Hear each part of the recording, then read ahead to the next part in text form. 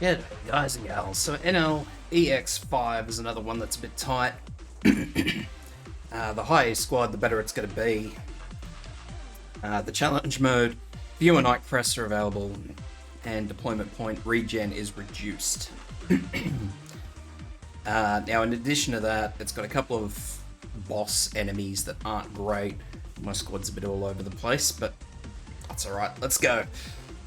2 standard vanguards will be fine, because you're really going to need those early deployment points. So we've got 2 standard and 1 flag bearer. We'll go with skill 1 for the flag bearer. 2 healers are perfectly fine. I've got Suzero with the second skill in particular. So I'm actually going to swap out Gabrielle for an AoE. Not for the AoE though. I'm actually going to swap her out for Perfumer, literally because of Perfumer's map-wide heal talent, because it just takes a little bit of the strain off Suzero. That's literally the only reason. Who Perfumer will be primarily healing doesn't really need a whole lot of healing, so no dramas. We have 2 healing defenders, so I've got Spot and Gummy. I would prefer to have another better heal than Spot, but that's alright. Spot and Gummy will do us. 1 normal standard defender with high defense. I'm using Chorus skill 2 just because that skill has a self-heal attributed to it as well. A good Arts Dealer. Now you can use a chain Arts Dealer like I've been using in previous videos. So Pudding, Lazy, they are perfectly fine. I've got Armia with skill 2. A fast redeploy, because if you need to soak some hits, Gravel will do that fantastically.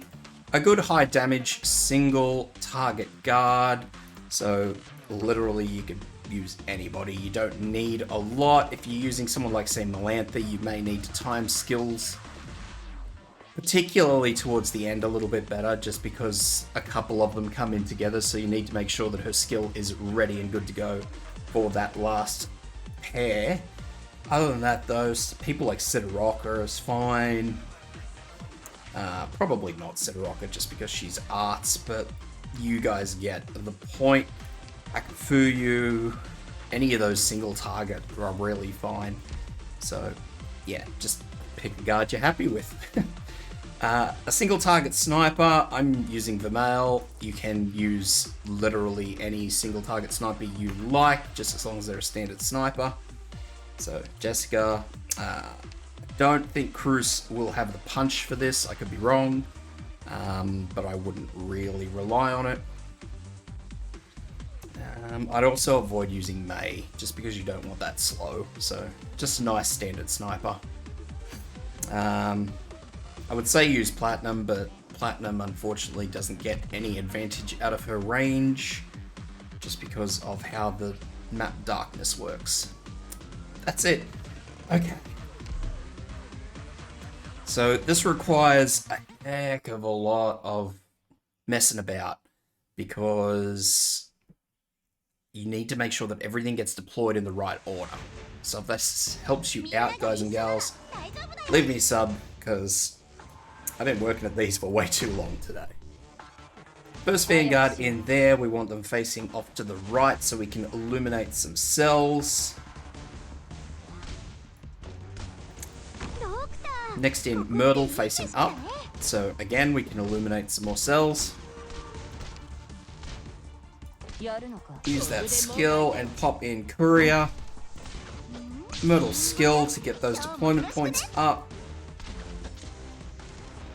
And then we're going to pop our healer in, facing back towards them.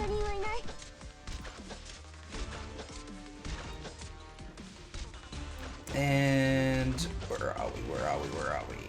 Armia will be in next. Just waiting for those deployment points, facing down. Next in, Vermeil facing off way to the right.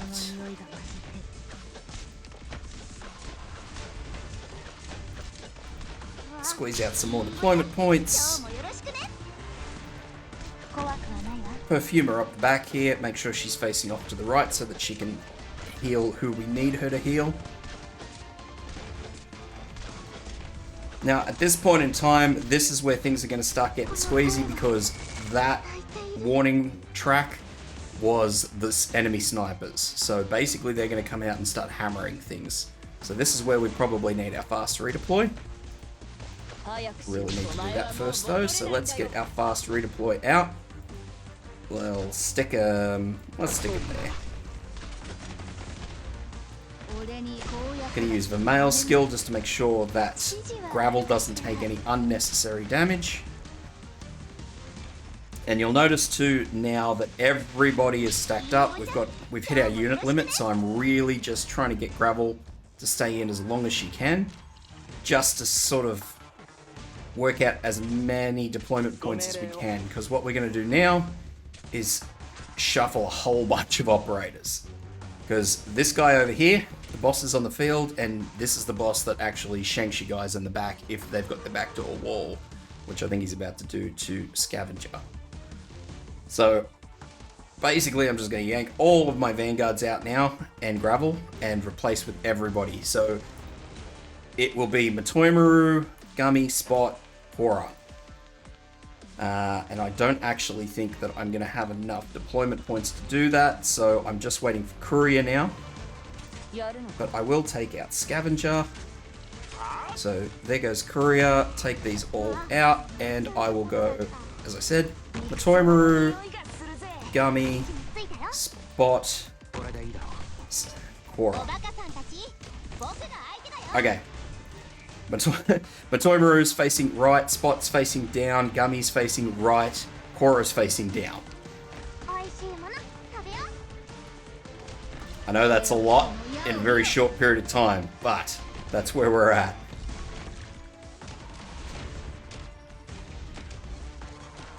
So we're going to use Spot's skill here to keep Korra topped. And we may also need to use Suzuru's skill. I'm going to use Perfumer's skill though, and Matoimaru's skill. So far, Spot and Gummy look like they're keeping Korra alive, so that's fine. I'm specifically just looking at... The other thing to note is that Spot's heal gives a percentage chance to avoid physical, so... As you can see, my Korra is missing a couple of those, so I'm going to use Korra's skill. And I'm going to have to use Suzuru's skill to... Oh, actually, I might not. No, I'm not going to risk it. So we're going to use the male skill as well, because we've got a whole bunch of enemies coming through.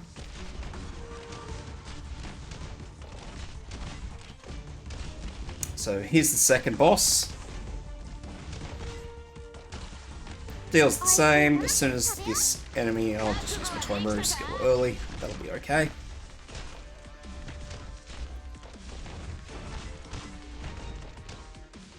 So now I'm just waiting for Armia to sort that out. Okay, so Korra's gone down, so I'm going to replace with my Vanguards. My Vanguards are going to go through Spot, just skill. Use this. Because Armia's second skill is just activated, so I know that my Armia is going to start tearing things apart in here, so I'm not too fussed. I know my Courier is quite tanky, so I'm happy to leave my Courier in there, especially when Spot. So here are these two enemies here that I mentioned, the two snipers. And that's why I say if you're using someone like Melantha, you may need to time her skill. Okay, so that's done. It's just the one enemy left, so I'm going to take out my Matoimaru. As you can see, Courier is here against the boss. And what's going to happen is when if Courier gets killed, which I am expecting him to, but he might not. The male's done as well, but I don't want to take the male out. Oh yeah, I can take the male out because I have Perfumer facing that way, but I can't take Perfumer out because otherwise Suzuro will get hit in the back.